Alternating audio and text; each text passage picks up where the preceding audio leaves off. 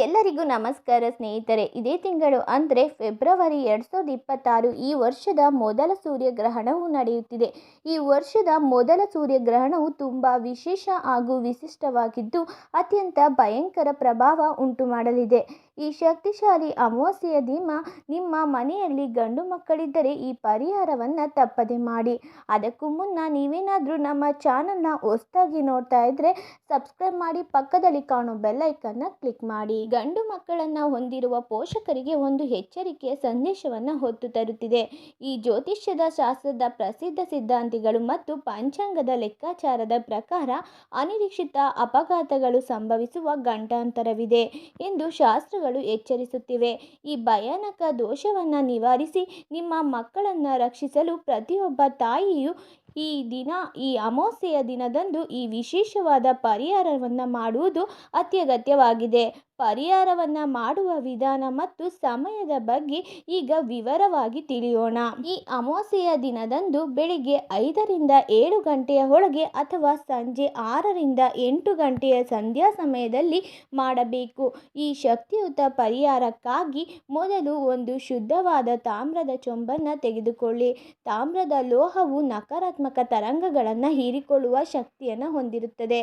ಆ ಚೊಂಬಿನಲ್ಲಿ ಅರ್ಧದಷ್ಟು ನೀರನ್ನು ತುಂಬಿಸಿ ಅದಕ್ಕೆ ಸ್ವಲ್ಪ ಅರಿಶಿನ ಮತ್ತು ಬಟ್ಟೆ ಒಗೆಯುವ ಪುಡಿಯನ್ನು ಬೆರೆಸಿ. ಆಗ ಆ ನೀರು ತಕ್ಷಣವೇ ಕೆಂಪು ಬಣ್ಣಕ್ಕೆ ತಿರುಗುತ್ತದೆ. ಈ ಉಗ್ರ ದೋಷಗಳನ್ನು ನಿವಾರಿಸಲು ಬಹಳ ಸಹಕಾರಿಯಾಗಿದೆ. ನಂತರ ಈ ಕೆಂಪು ನೀರಿಗೆ ನಿಮ್ಮ ಮಗನ ತಲೆಯ ಸ್ವಲ್ಪ ಕೂದಲನ್ನು ಹಾಕಿ. ದೇಹದ ಭಾಗವಾದ ಕೂದಲು ಮಗನ ಮೇಲಿರುವ ದೋಷಗಳನ್ನು ನೀರಿಗೆ ವರ್ಗಾಯಿಸಲು ನೇರವಾಗುತ್ತದೆ. ಇದರ ನಂತರ ಅದೇ ನೀರಿಗೆ ಕಲ್ಲುಪ್ಪು, 17 ಕಾಳು ಮೆಣಸುಗಳನ್ನು ಜಜ್ಜಿ ಹಾಕಿ ಮತ್ತು 13 ಒಣಮೆಣಸಿನಕಾಯಿಗಳನ್ನು ಸೇರಿಸಿ. ಉಪ್ಪು ಮತ್ತು ಮೆಣಸು ನಕಾರಾತ್ಮಕ ಶಕ್ತಿ ಹಾಗೂ ದೃಷ್ಟಿದೋಷಗಳನ್ನು ಸುಟ್ಟು ಹಾಕುವ ಗುಣವನ್ನು ಹೊಂದಿವೆ. ಈಗ ನಿಮ್ಮ ಬಲಗೈ ತೋರು ಬೆರಳಿನಿಂದ ಆ ನೀರನ್ನು ಕಲಕುತ್ತಾ ನಿಮ್ಮ ಮಗನಿಗೆ ಇರುವ ಎಲ್ಲ ಪೀಡೆಗಳು ಮತ್ತು ಗಂಡಾಂತರಗಳು ದೂರವಾಗಲಿ ಎಂದು ದೃಢವಾಗಿ ಸಂಕಲ್ಪ ಮಾಡಿ. ನಂತರ ನಿಮ್ಮ ಮಗನನ್ನು ಮನೆಯ ಹೊರಗಿನ ಹೊಸ್ತಿಲ ಬಳಿ ಕೂರಿಸಿ ಪೂರ್ವ ದಿಕ್ಕಿಗೆ ಮುಖ ಮಾಡಿ ಕುಳ್ಳಿರಿಸಿ. ಈ ಸಿದ್ಧಪಡಿಸಿದ ನೀರನ್ನು ಹಿಡಿದುಕೊಂಡು ಮಗನ ತಲೆಯ ಸುತ್ತ 3 ಬಾರಿ ಎಡದಿಂದ ಬಲಕ್ಕೆ ದೃಷ್ಟಿ ತೆಗೆಯಿರಿ. ಕೊನೆಯದಾಗಿ ತಲೆಯಿಂದ ಪಾದದವರೆಗೆ 3 ಬಾರಿ ಇಳಿಸಿ ಈ ಕೆಟ್ಟ ಶಕ್ತಿಯನ್ನು ನೀರಿಗೆ ಆವಾಹನೆ ಮಾಡಿ ದೃಷ್ಟಿ ತೆಗೆದ ನಂತರ ನೀರನ್ನು ತಕ್ಷಣವೇ ಮನೆಯಿಂದ ದೂರವಿರುವ ಚರಂಡಿಗೆ ಚೆಲ್ಲಿ ಅಥವಾ ಹರಿಯುವ ನೀರಿಗೆ ಚೆಲ್ಲಿ. ನೆನಪಿಡಿ, ಈ ನೀರನ್ನು ಗಿಡಗಳ ಬುಡದಲ್ಲಾಗಲಿ ಅಥವಾ ಜನರು ಓಡಾಡುವ ಜಾಗದಲ್ಲಾಗಲಿ ಸುರಿಯಬಾರದು.